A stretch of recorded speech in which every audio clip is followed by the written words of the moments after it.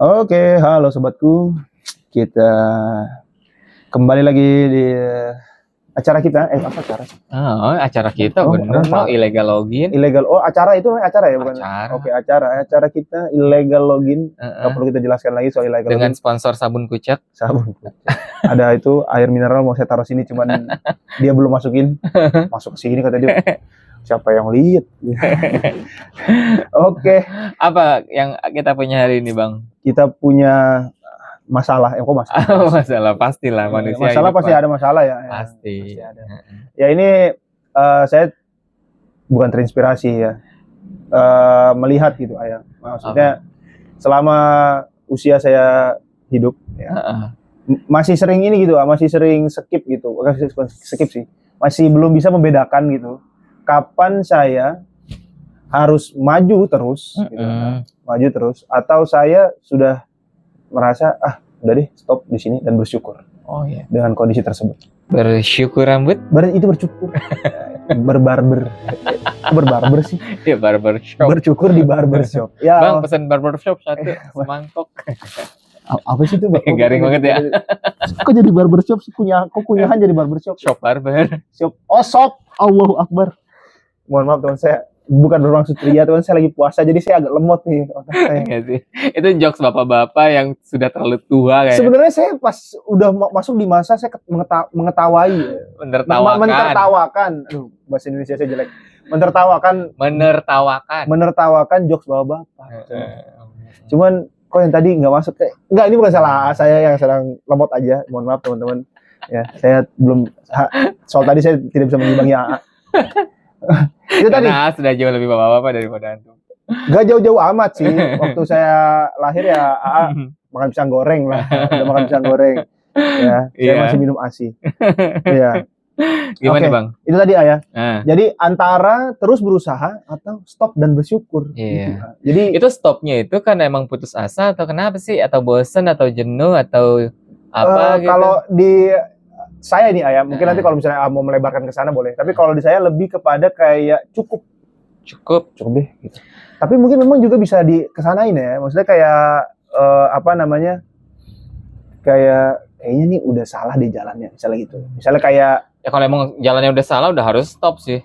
Bukan salah jalan sih. Maksudnya kayak misalnya kayak dia kuliah nih jurusan akuntansi misalnya gitu.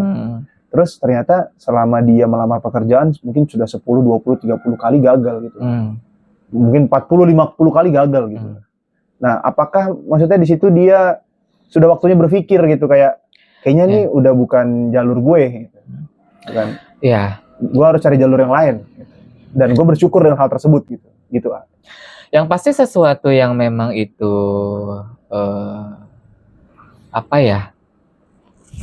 dapat dilakukannya itu karena putus asa ya, itu tetap negatif sih.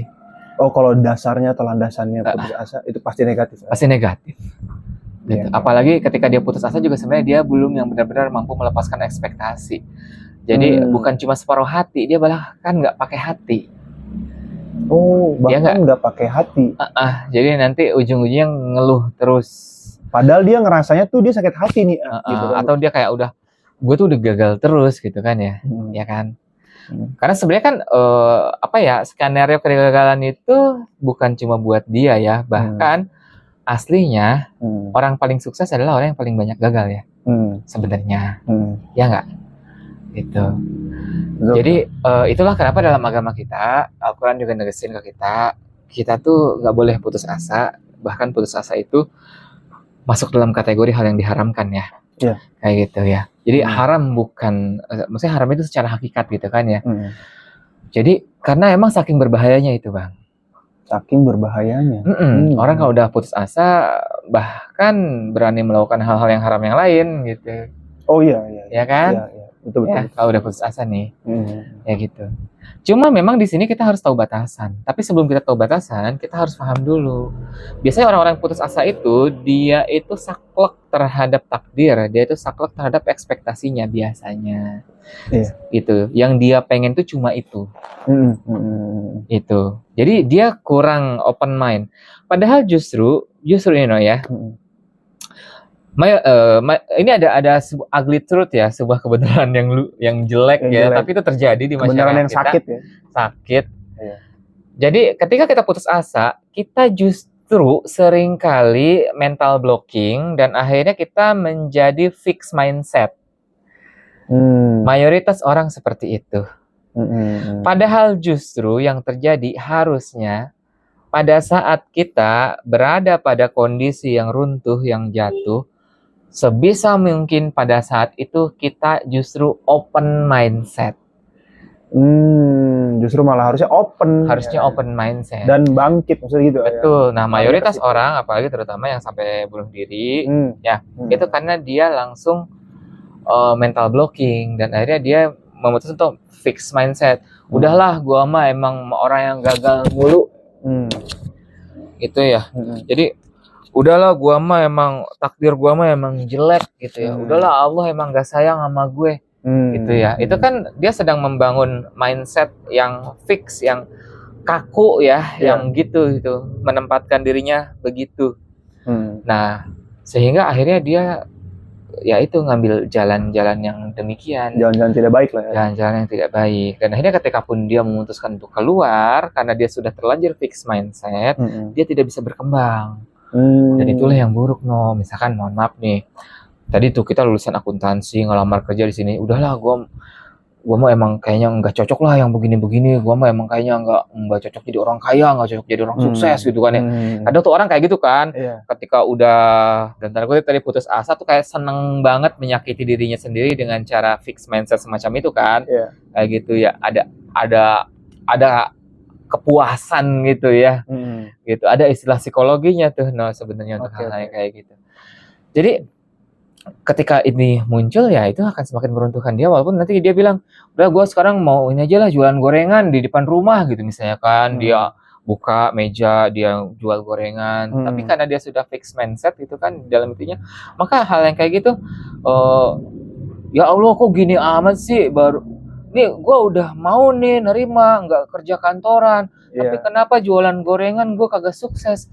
Padahal mah ya bang ya, semua orang yang jualan makanan terutama, itu seminggu pertama sepi itu biasa gitu kan ya. Karena emang ya itu seminggu itu orang biar tahu dulu. Biar tahu dulu kan. Cuma kan karena kita sudah tadi ya, kita sudah terjerumus dengan mindset kita yang seperti itu. Akhirnya jadinya hancur aja udah semuanya.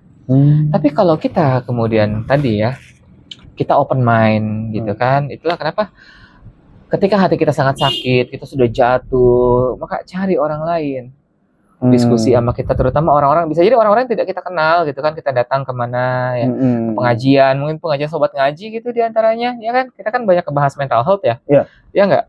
Terus kita bisa dapat insight dan lain sebagainya, ketemu sama orang-orang gitu ya. Dan di situ intinya kita jangan sampai mental blocking aja intinya, gitu ya. Dan di situ kita bukan berhenti, tetapi kita tahu batas dan kita kayak belok dulu kali gitu. Oh iya, iya, betul. Gitu no. Belok dulu bentar Atau berhenti dulu, istirahat lah. Iya, istirahatnya bukan ngeblocking gitu, tapi istirahatnya tuh ngambil jalan lain. Iya kan, tikus. Betul. Jadi ketika hati kita sudah sangat lelah, capek, istirahat dulu. Istirahat nggak apa-apa. Tapi jangan pernah berpikir untuk berhenti. Jangan langsung mental blocking gitu. Jangan langsung ngeblok semua gitu kan ya. Takdir itu tidak pernah sesempit isi pikiran kita. Gitu. Ya. Betul. Itu yang harus benar-benar kita pahami. Dan seringkali apa yang tidak kita dapatkan hari ini adalah cara Allah untuk membuat kita terhindar dari apa yang buruk yang tidak sepatutnya kita dapat. Itu kan ya. Gitu. Cuma karena emang kitanya mental blocking, kitanya fixed mindset, kita tuh pengennya itu. Pokoknya gue nggak mau tahu, gue pengennya kerjanya di sini. Gitu kan. Kalau nggak di sini, gue nggak bisa bahagia. Nggak bisa bahagia. Di sini gue nggak bisa sukses. Gitu. Gue pokoknya harus nikah tuh sama cewek yang ini. Kalau nggak nikah sama cewek, pokoknya gue bisa stres sih, gue bisa gila nih. Beneran gila pasti bang, itu. Beneran. Karena dia sudah membatasi. Betul. Gitu kan ya. Jadi kayak gitu. Pokoknya gue mah kalau beli motor harus yang kayak gini sampai gue nendang pintu 5 kali juga gitu misalnya kan. Iya kan. Lagi musim. Kayak gitu ya. Jadi pokoknya hal-hal yang kayak gitu. anak muda gitu kan yang pada baru lulus gitu ya. Pokoknya kalau nggak masuk kampus ini saya nggak mau. Pokoknya kedokterannya harus yang ini.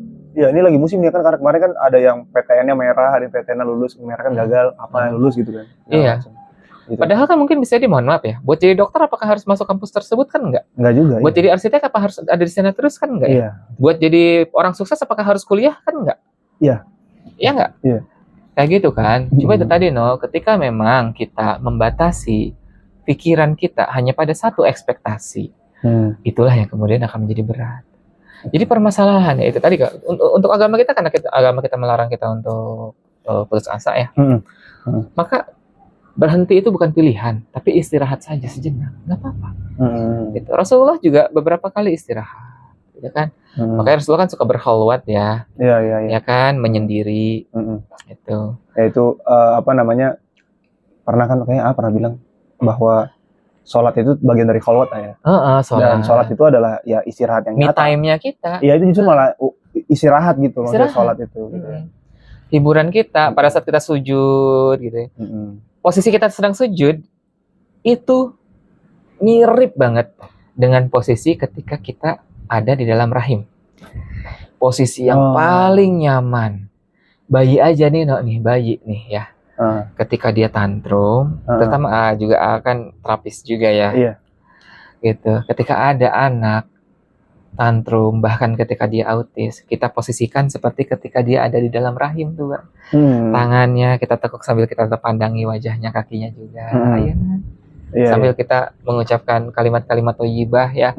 Kadang kita berzikir di situ. Gitu. Tenang itu, Bang. Itu yang autis gitu kan, kita obatinnya. Apa ya kita kan nggak autis, insya Allah aman ya. Gitu kan. Gitu. Jadi posisi sujud itu sama seperti posisi kita ketika ada di dalam rahim. Coba di antum browsing. Pernah saya lihat ada orang bule dokter gitu, dokter anak. Dia memang nunjukin ada anak bayi ketika digendong seperti biasa, seperti kalau saya sebelum punya anak, jadi saya gendongnya kucing ya. Gendong kucing suka kayak gendong anak tuh. Nah itu anaknya nangis. Ketika diginiin justru yang terjadi kan ketika kita itu bernapas kita sesak ya, Bang. Iya. Dan dia merasa tubuhnya itu tidak nyaman. Terus diubah sama dokter itu, ditaruh di sini, bener satu lengan aja gitu kan, udah mahir dia kali ya.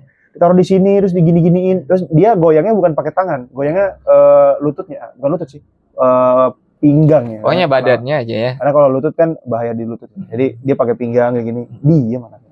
Diam. Dan memang seperti itu, memang seperti itu. Iya, dan itu posisinya kayak sujud sih, emang yang kayak gitu ya. Ngeringkuk ya gitu. Ngeringkuk, bener, ngeringkuk. Pada saat kita sujud, coba di situ enak gitu kan ya, kita aduin semuanya sama Allah. Ya Allah sakit nih ya Allah, gitu kan ya. Gitu kan. Tapi kita tetap optimis gitu kan ya. Kita nggak usah gengsi kalau sama Allah mah, akuin aja semuanya. Akuin ego kita udah runtuh, akuin kita merasa sangat sakit, akuin juga bahwa kita juga merasa sangat berat dengan ujian ini, ngaku aja. Gitu, validasi sama Allah tuh jauh lebih menyenangkan, apalagi dalam posisi di mana kita sedang sujud itu. Itu udah yang sujud itu udah tempat yang paling enak sih ya. Dan itu juga ya, jangan lupa minta bantuan Allah untuk buka mental. Jangan mental blocking gitu. Jangan mental blocking. Dan buka mindset kita ya. Nah itu tadi memang ada ya, balik lagi ya, ada peran setan juga gitu ya. Betul. Ya, yang memang memberikan was-was kepada kita untuk kita mental blocking dan fix mindset tadi. Iya. Jadi ya itu tadi kan namanya kita berpendidikan, kuliah, jurusannya ini, ya kita kan ekspektasinya bekerjanya di situ gitu, bertahun-tahun. Selama 4 tahun kuliah kita, atau enggak ya mohon maaf yang dokter bisa 5 tahun 6 tahun gitu pendidikan. Ya taunya menjadi dokter di rumah sakit ini apa segala macam, ternyata yang dilalui tidak seperti itu. Ya memang itu tadi butuh bantuan Allah banget dalam hal itu gitu. Betul. Apalagi di tengah situasi di mana kita juga sering menjadikan ibadah itu sebagai alat transaksi ya, ya. Itu juga. Kan sebenarnya ibadah itu kan obat hati kan, obat mentalitas. Tapi dalam beberapa situasi boleh aja, cuma tergantung kan tidak semua orang mentalnya bagus. Ya enggak? Sedekah biar dapat duit gede berkali-kali lipat. Ya enggak? Sholat duha supaya rezeki lancar, sholat tahajud supaya lulus ini lulus itu. Jadi akhirnya kita tuh kayak transaksional ibadah. Betul. Kita itu ketika kita sudah melakukan dan belum dikabulkan, kita jadi nyalain Allah gitu. Nyalain Allah. Kan saya udah bayar, ibarat kata begitu. Iya, betul. Jadi kan padahal justru intinya adalah kita beribadah, semakin dekat dengan Allah, semakin kuat mental kita.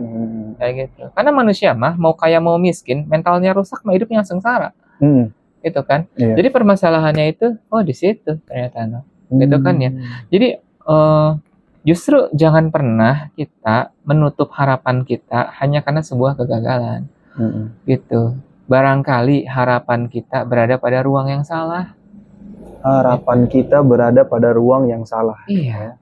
Seperti halnya misalnya, mohon maaf nih, si A pribadinya begini, luar biasa lah, speknya tinggi. Tapi dia berada pada lingkungan yang salah, yang toksik. Yang senangnya nyalahin, yang julid, yang apa. Sehingga lama-lama dia tuh jadi kayak, kan sering direndahin juga kan. Bisa apa sih kamu? Padahal orang ngomong kayak gitu karena ngiri, dia bagus kerjanya. Iya. Berarti kan dia berada pada kantor yang salah kan? Betul. Iya nggak? Kayak gitu. Ketika dia punya kemampuan yang sangat luar biasa. Dan beberapa orang tuh banyak yang kayak gitu. Banyak yang kayak gitu. Bahkan profesi guru gitu kan. Iya. Di sekolah ini kayak ngajar toksik banget dah. Kan ada yang curhat kita kayak gitu juga ya. Iya. Kan? Ini kayak yayasannya begini, kepala sekolahnya begini gitu. Kayaknya kita tuh nggak bisa berkembang di sini. Tapi di sekolah yang lain dengan gaji yang sama atau lebih rendah daripada itu, kita mendapatkan kenyamanan dan kita bisa termaksimalkan kemampuan kita. Kita kayak nyaman-nyaman aja padahal gajinya lebih kecil. Iya. Gitu kan? Iya. Iya nggak? Jadi kayak seperti itu gitu ya. Nah, hidup pun seperti itu. Seringkali bisa jadi harapan kita berada pada ruang yang salah atau dia berada pada ekspektasi yang salah. Nah, itu tadi. Kayak gitu ya. Ruang yang salah atau ekspektasi yang salah. Gitu, yang harusnya mungkin kita bukan jadi dokter tapi jadi pemilik rumah sakit. Ya kan? Jadi itu. Ya kan? Kan pemilik rumah sakit Pak tidak harus jurusan kedokteran. Betul. Ya enggak? Jurusan SMA pun bisa. Bisa. Juragan gorengan punya 500.000 cabang gitu kan. Bisa bikin rumah sakit. Bisa. Ya enggak? Betul. Kayak gitu kan. Juragan gorengan, juragan batagor. Betul. Kita nggak pernah tahu. Kita nggak pernah. Pecel lele sih sebenarnya itu yang lagi rame nih. Emang mantep banget. Punya 10 pecel lele tuh kan. Buset. Kelihatannya aja kotor apa segala macam tuh yang makan tuh. Waduh. Warteg itu yang laku justru yang sederhana, Warteg di mall kan nggak laku. Udah bikin beberapa kali kan? Iya betul. Ya maksudnya itu tadi memang yang ada beberapa warung, beberapa restoran yang menjual makanan makanan lokal makanan lokal gitu di mall gitu apa segala macam. Ya orang ke mall ada sih memang yang makan restoran seperti itu, tapi ya orang ke mall makannya restoran Jepang apa. Nyari yang beda aja. Tapi kalau dan apakah itu menurunkan menurunkan derajat warteg? Enggak kan? Enggak gitu. Kayak ya warteg punya ininya sendiri gitu, punya derajatnya sendiri juga gitu. Dan rame-rame aja. Lebih rame warteg daripada resto mah. Udah bahkan bisa 24 jam. Betul. Berarti kan emang ada pasarnya kan, 24 jam gitu. Misalnya restoran makan sampai mau tutup lah, ini 24 jam berarti emang ada pasarnya gitu. Itu tadi Jadi itu tadi balik lagi membuka pikiran lah ya intinya gitu, membuka pikiran, jangan mental blocking, jangan fix mindset.